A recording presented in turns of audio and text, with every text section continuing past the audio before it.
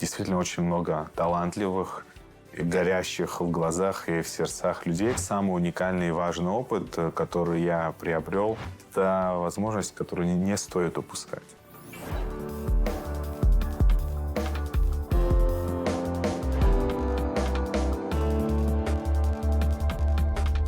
Вызов. Вызов – это в первую очередь для самого себя.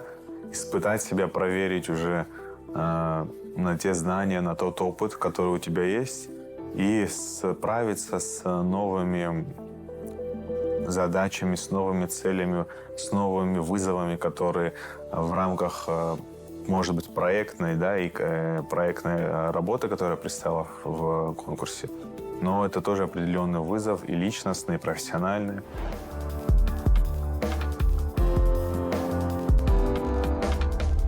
То, чем ты занимаешься в работе, в своей каждодневной, ты должен проецировать любую проблему не так, как это чья-то проблема или проблема какого-то отдельного структурного подразделения или предприятия.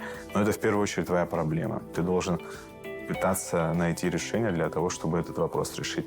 И команда достигает результатов только лишь тогда, когда не каждый человек, каждый специалист, он сильный в своем направлении и действительно незаменим в каком-то смысле.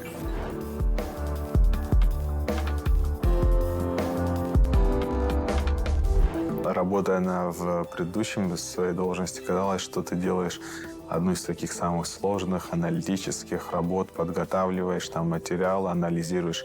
Но когда ты уже становишься руководителем министерства, ведомства, оказывается, что порой принятие решений, именно принятие решения, определения того направления, в котором будут реализовываться все последующие решения твоих коллег, оно очень часто намного сложнее, чем вести текущую, оперативную, пускай сложную, пускай аналитическую работу. Но именно принятие решения, это, конечно, принципиально отличает то, что произошло после назначения.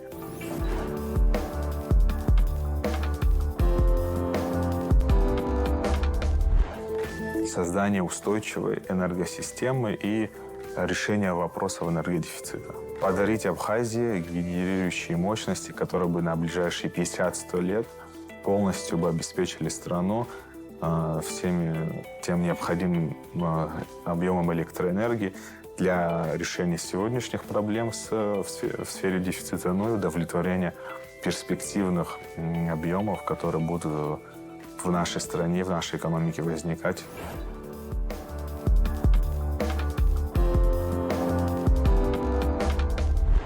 Будьте оптимистами и берите по возможности все, что сейчас вам может быть полезно, потому что участие в конкурсе – это тоже определенный период времени, когда ты должен воспользоваться по максимуму. И лучше взять сейчас все, что возможно, чем потом думать, почему я не воспользовался этой возможностью или что-то упустил.